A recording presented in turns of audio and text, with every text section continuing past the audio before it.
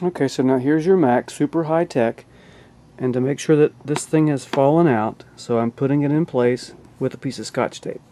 So if you have any glue, you can glue that in. But this is the Mac. This thing that looks like a handle is actually the wireless antenna. Let me show you what you have going on here. Okay, on this one side you have, if you want to use dial-up, here's where you'd plug in your modem. This is your network connector. You have a USB connector here. Firewire. This Firewire 400 does not work. It's broken at the motherboard. I had it checked out, so you can't use Firewire 400. This connector here will be for your earphone if you want to use an earphone. Flipping it all the way around the other way, this is the power connector, and the power cable.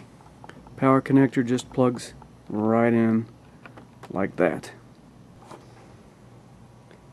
There is no latch. When you want to use it, you just lift the lid right up and it just opens.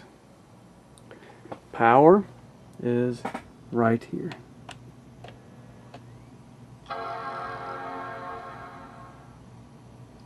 And it is working on the battery right now. Battery will last for a little while. The battery is not real strong, so I wouldn't count on it for a very long time. By the way, on the keys, this is screen brighten and dim.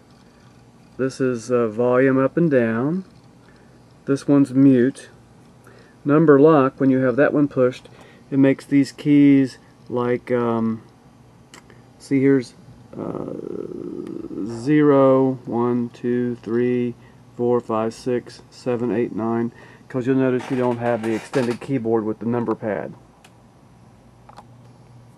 And again, if you want to open the CD drive, you just push the little button on the side and it will open up, and then you can snap a CD on there.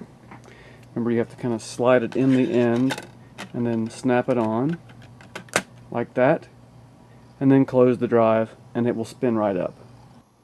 Now when it's time to turn the computer on, you just push the power button and you will hear a sound. Then it's time to wait.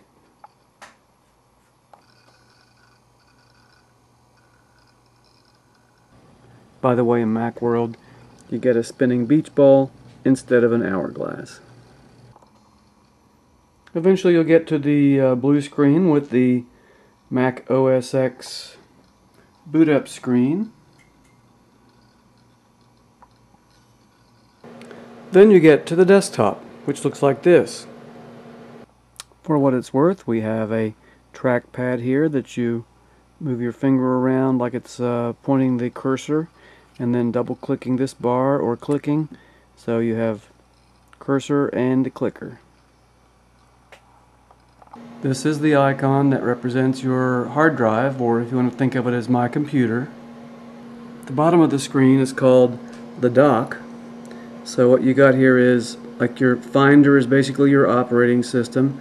That's an old AOL. I should get rid of that. It's gone. Palm, which you don't use.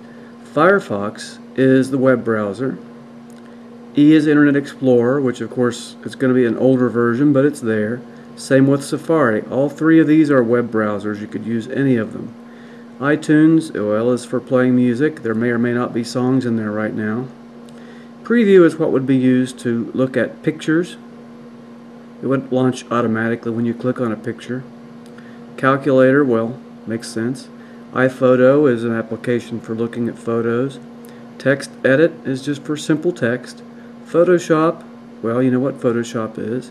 Sherlock would be the equivalent of finding a file. You could launch Sherlock and type in the name of the file you're looking for. This is Microsoft Word for writing.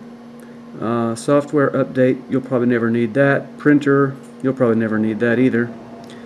And these two, here's trash, is where of course you'll put things when you want to throw them away. You would have to double click that to get the trash open if there were files in it. Oh, and there are files in there.